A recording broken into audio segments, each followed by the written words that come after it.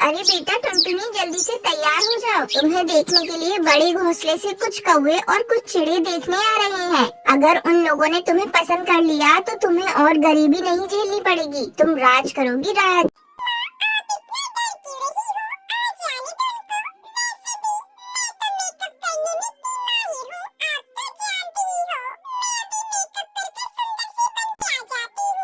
तभी रिश्ते वाले टुनटुनी को देखने के लिए आ जाते हैं।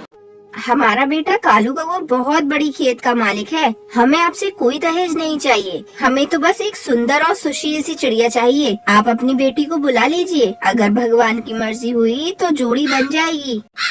टुनटुनी बेटा इधर आना। अरे वाह, आपकी बेटी तो बिल्कुल चांद का टुकड़ा है। हमें आपकी बेटी बहुत पसंद है। आप जल्दी से अब शादी की तैयारी कीजिए। फिर टुनटुनी और कालू कौवे की शादी हो जाती है और कालू कौवा टुनटुनी से बहुत प्यार करता था।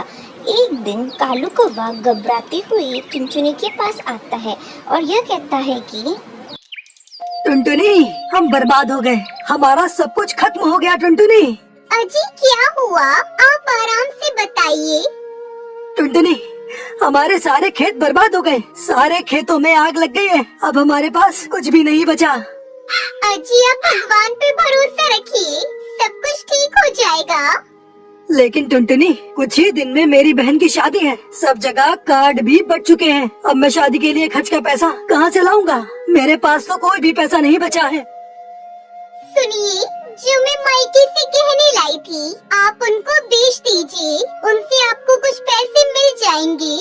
नहीं टुनटुनी, इतने पैसे शादी के लिए काफी नहीं होंगे। मैं ऐसा करता हूँ, कड़कनाथ सेठ जी से पैसे कर्ज ले लेता हूँ। ना बोलकर कालू कौवा कड़कनाथ के पास कर्ज लेने पहुंच जाता है। ये लो पूरे 1,00,000 रुपए। और हाँ, ये पैसे मुझे 1 महीने में वापस मिल जाने चाहिए। अगर मेरा पैसा समय से वापस न मिला तो अंजाम बहुत बुरा होगा कालू। इतना सुनकर कालू कौवा वहाँ से चला जाता है और अपनी बहनों की शादी करा देता है। कुछ समय और बीत जाता है। सेठ जी के आदमी कभी भी अपने पैसे वापस लेने आते ही होंगे, लेकिन मैं पैसे का इंतजाम नहीं कर पाया। पता नहीं अब क्या होगा। तभी कड़कनाथ सेठ वहाँ आ जाता है। ओए कालू, तुझे कहा था ना 1 महीने बाद पैसे वापस लौटा देना, लेकिन तू नहीं आया, इसलिए मुझे आना पड़ गया। ला, अब ब्याज के साथ पूरा पैसा वापस निकाल, और अब ब्याज भी 2 गुना लगेगा। लेकिन मैं पैसे का इंतजाम नहीं कर पाया। मुझे और थोड़ा समय चाहिए। मैं जल्दी ही आपके पैसे वापस लौटा दूंगा। तूने ऐसे ही हमें बेवकूफ माना हुआ है क्या? तू ऐसे पैसे नहीं लौटाएगा। चल, तू अब मेरे साथ चल। कड़कनाथ सेठ कालू कौवे को पिंजरे में बंद कर देता है। हे भगवान, अब मैं क्या करूं? कालू जी को साहूकार के पास से कैसे छुड़ा कर लाऊं? मैं ऐसा करती हूँ, जो मैं मायके से गहने लाई थी वो मैं सेठ को दे देती हूँ। फिर कड़कनाथ सेठ मेरे पति को छोड़ देगा। इतना कहकर टुनटुनी सारे गहने लेकर सेठ के पास जाती है। मेरे पति को छोड़ दो, ये गहने मैं लेकर आई हूँ, ये रख लो आप, और मेरे पति को छोड़ दो, बाकी के पैसे मैं लौटा दूंगी। ला दे ये गहने। सेठ जी, मैंने आपको गहने दे दिए हैं, अब मेरे पति को छोड़ दो। कौन से गहने दिए हैं तुमने मुझे? तुम्हारे पास क्या सबूत है कि तुमने मुझे गहने दिए हैं? जाओ जाओ यहाँ से। 1 हफ्ते के अंदर अगर पैसे नहीं लेकर आई तो अपने पति की लाश ले जाना। इतना सुनकर बेचारी टुन्नी चिड़िया वहाँ से चली जाती है। हे भगवान, अब मैं क्या करूं? अब मैं 1 हफ्ते में पैसे कहाँ से लाऊंगी? मैं ऐसा करती हूँ, मुझे मेकअप करना तो आता है, मैं ब्यूटी पार्लर ही खोल लूं। वैसे भी मैं मेकअप में माहिर हूँ। हाँ, मैं यही करती हूँ, मैं ब्यूटी पार्लर खोल लेती हूँ। इससे मैं अपने पति को छुड़ाने के लिए पैसे जोड़ सकती हूँ। इतना कहकर टुनटुनी अपने घर में ही ब्यूटी पार्लर खोल देती है और सारे पक्षी उससे मेकअप कराने आ जाते हैं।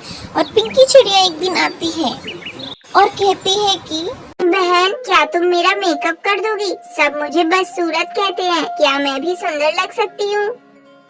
हाँ, क्यों नहीं। अब देखना, मैं थोड़ी ही देर में तुम्हें कितनी सुंदर बना दूंगी।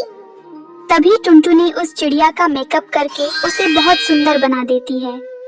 अरे वाह, मैं कितनी सुंदर हो गई। अब कोई मुझे बदसूरत नहीं कहेगा। अब मैं सबसे सुंदर हो गई। बहन, मैं तुम्हें मेकअप करने के लिए कितने रुपए दूं? बहन, तुम मुझे 1000 रुपए दे दो। ये लो 1000 रुपए। अरे ये क्या?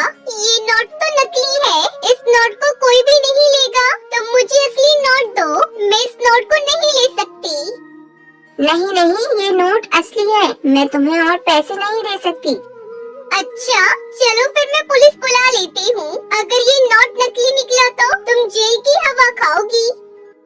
नहीं नहीं बहन, मुझे माफ करना। मेरे पास नकली नोट ही है। मैं गरीब हूँ और बदसूरत भी। अपनी बदसूरती को दूर करने के लिए मेरे पास पैसे नहीं थे। मैंने बहुत कम दाम पर ये नकली पैसे खरीदे थे और तुम्हें दे दिए।